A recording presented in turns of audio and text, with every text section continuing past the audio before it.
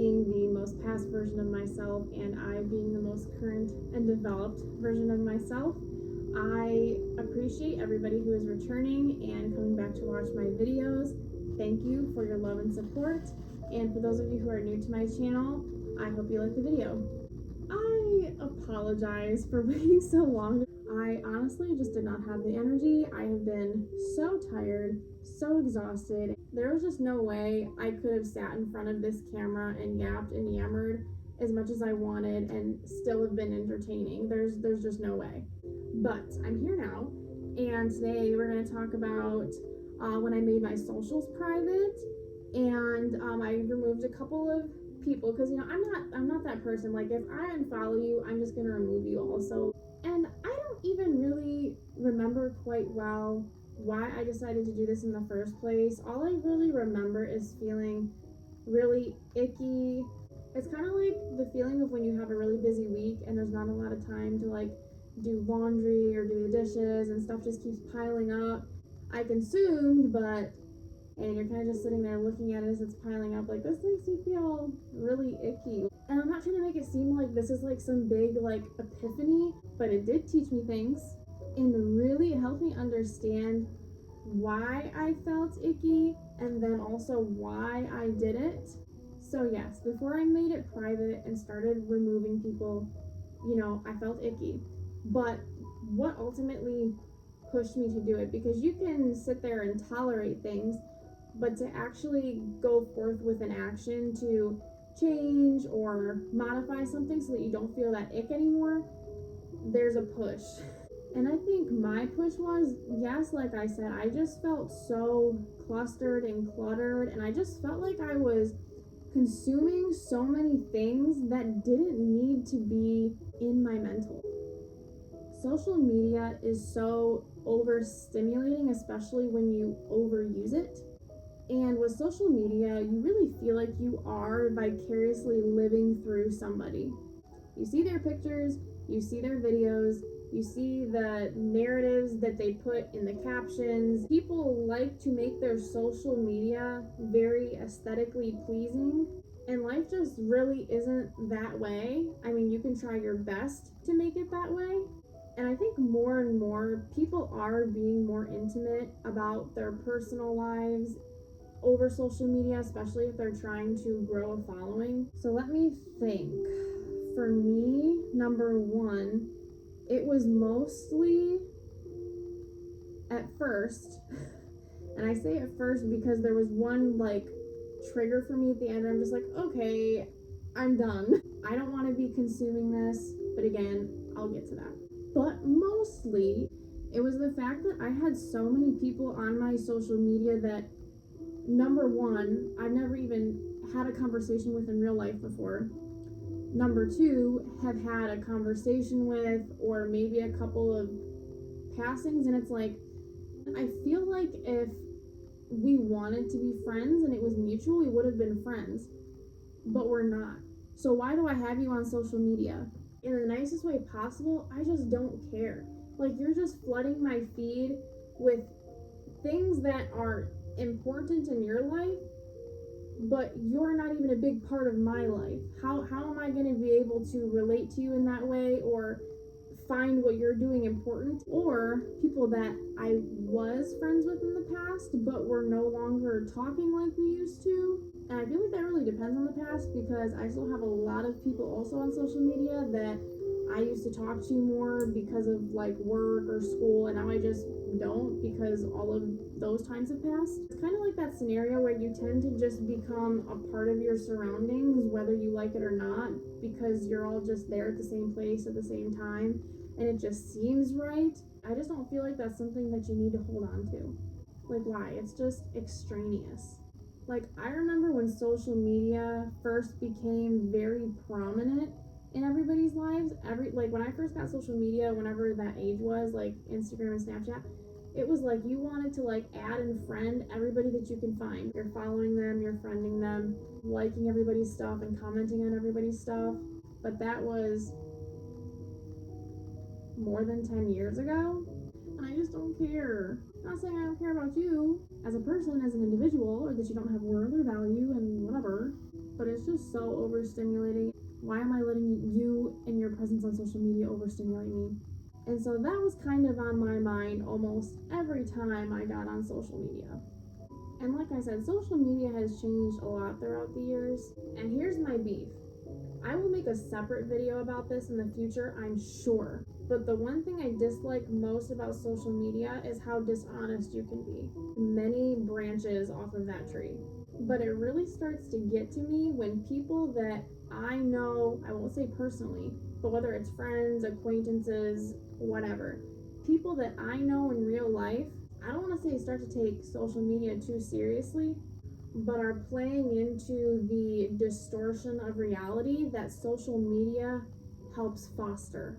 The very last straw for me was when I was following somebody on Instagram. They had made like an announcement that they were getting a enhancement surgery done. That's kind of when I just said, like, I don't want to consume this. I don't need the beauty standards and the cosmetic surgeries and the this and the that like pushed onto me mentally.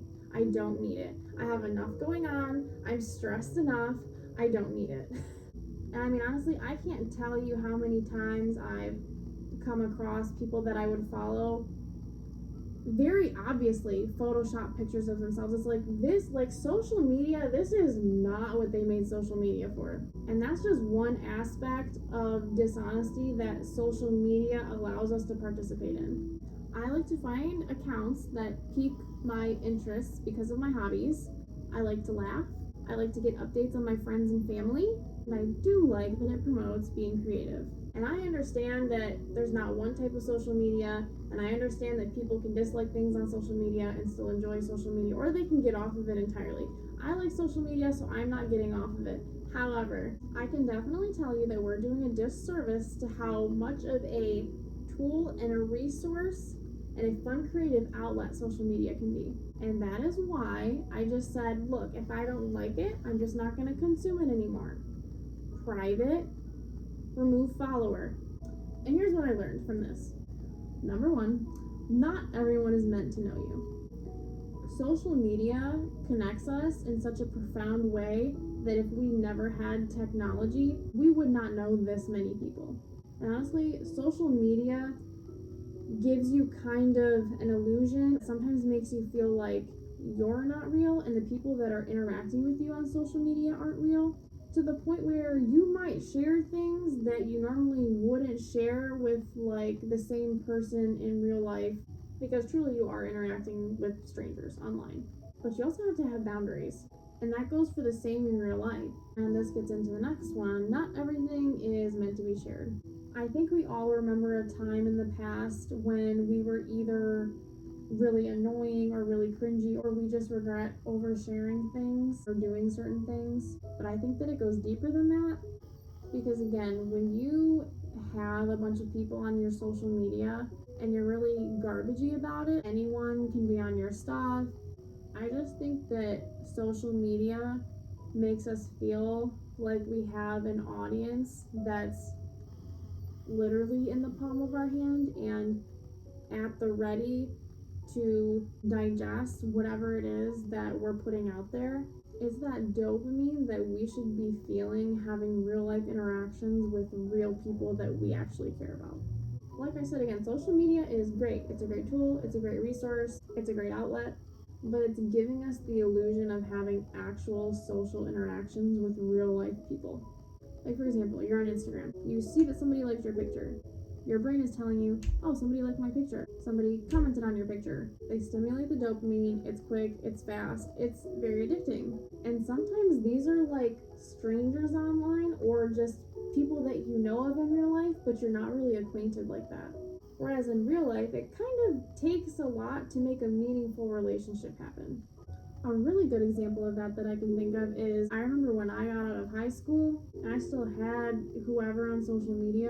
It was men in high school who I've never talked to, who they've never talked to me, hitting me up on social media, like sliding up on my stuff and liking my stuff and talking to me over social media and saying things that I didn't know that you thought that of me or about me or whatever. And that's what I mean. It's like, you're telling me this now, but you never even talked to me in person at all ever once. Like, that's kind of weird. You are coordinating interactions that never would have happened in real life otherwise. And then my very favorite one, not everything is meant to be consumed.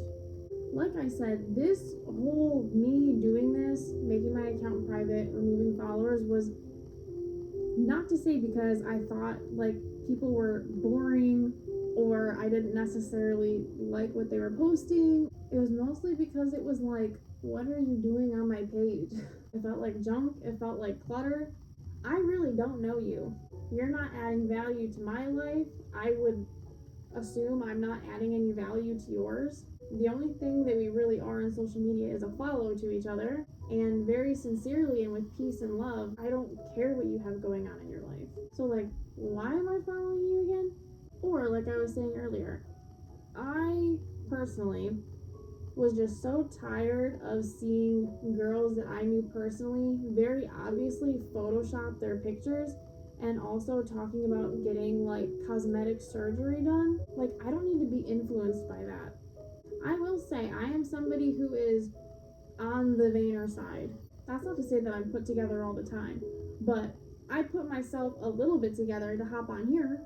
Like, before I hopped on here, I was in a big baggy hoodie and my hair was down.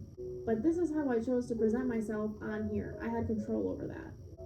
It's the idea of going the extra length to try and present yourself on social media totally distorted and not as you are. Like, this is still me. I just have my hair up and I changed my shirt. But to like Photoshop your curves in and then to talk about, oh, I'm gonna go get a boob job next year. I don't need to be consuming that. It's not healthy for you. It's not healthy for me. And I'm just so like that it's normalized. But again, that's just my take on things. I could go a little bit more in depth on these separate topics in another video.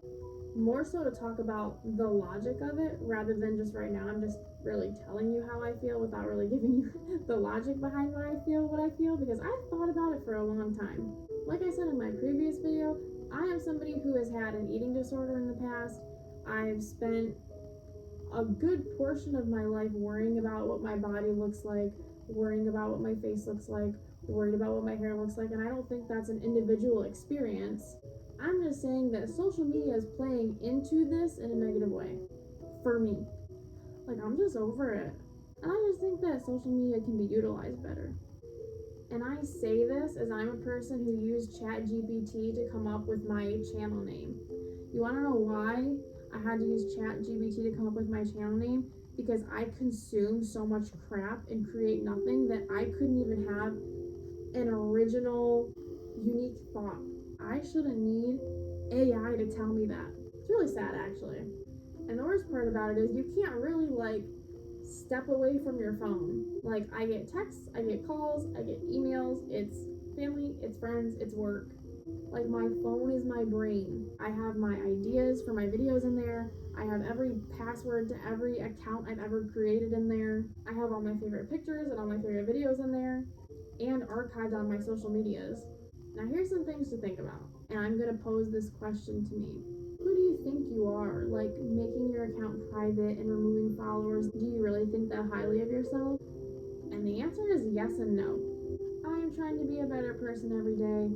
I would like to be more conscious of what I consume, and if that means deleting people off of social media, then so be it. I'm not going to feel bad for creating boundaries. I'm not going to feel bad for limiting access to me, and I'm not the bad person for making what I consume more valuable. This decision more so comes from a place of I need to heal mentally, emotionally, spiritually, rather than I'm judging you or I want to tell you what you're doing wrong. I'm not responsible for what you do. I'm just responsible for what I do. Then it's my responsibility to watch what I consume and just delete you. Genuinely, even if, like, let's say for me, which I don't, I had 2,500 followers on Instagram and they were genuinely all of my friends in real life. How are you going to keep up with that many people? The answer is there's no way.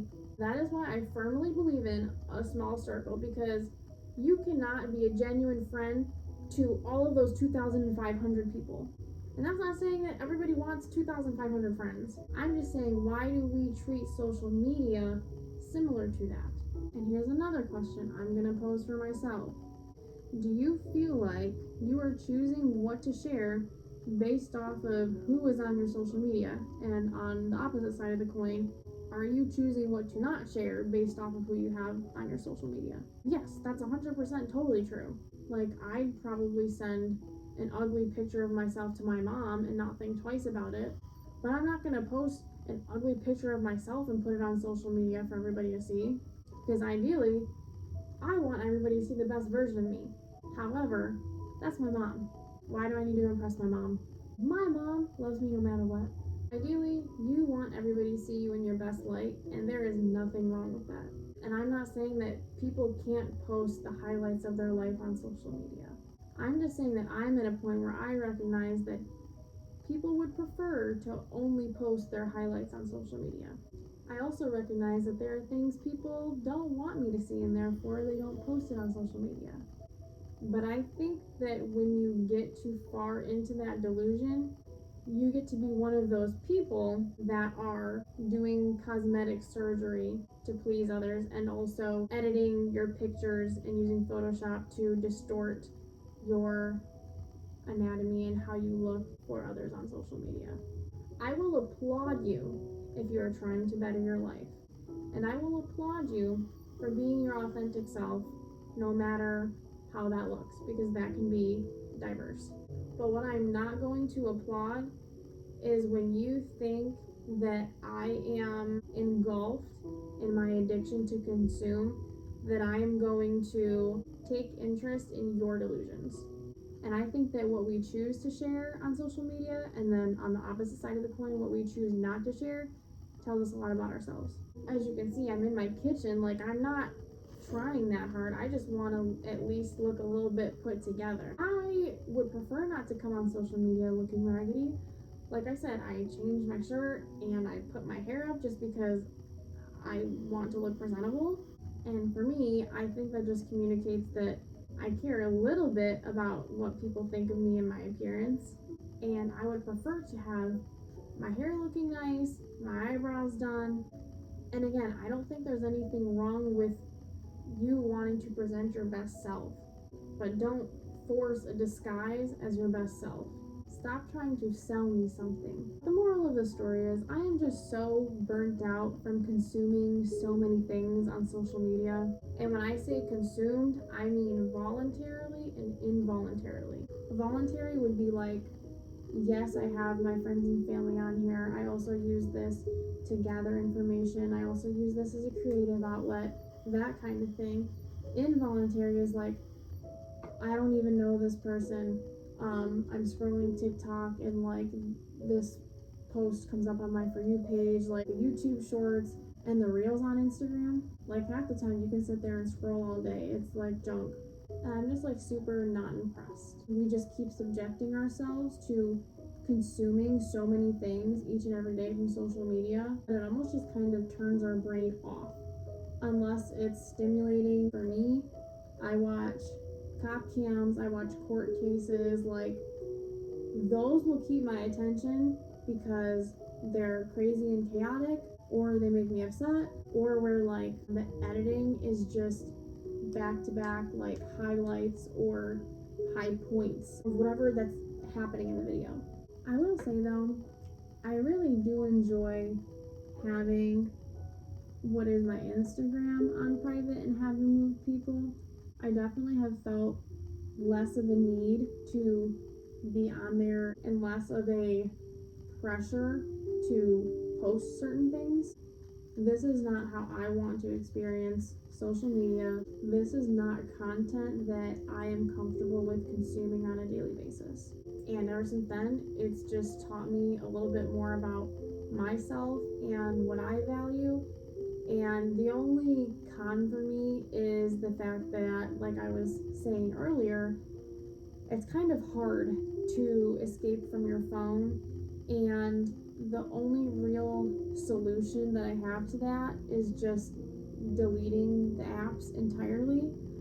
I haven't committed to that yet. I did it for Lent like 2 years in a row. And I'll do it, or I did do it when I was in school, like if I have to like study or focus for something and I'm just like, I can't have the distraction of social media, I'll delete it. I also like social media. I don't want to totally get rid of it.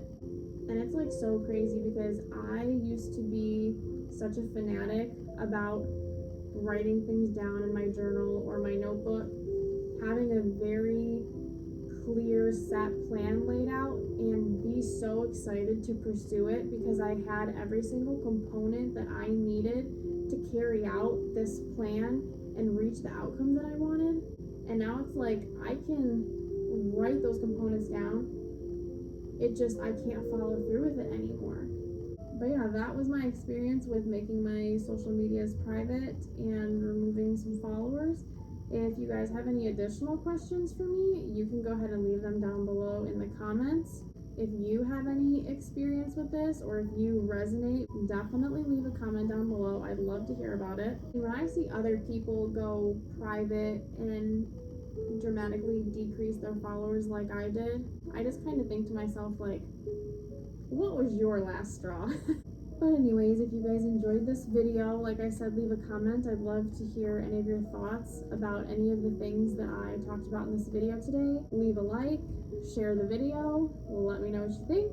My name is Brooke, this was She and I Rising, and I will see you in the next video. Bye besties!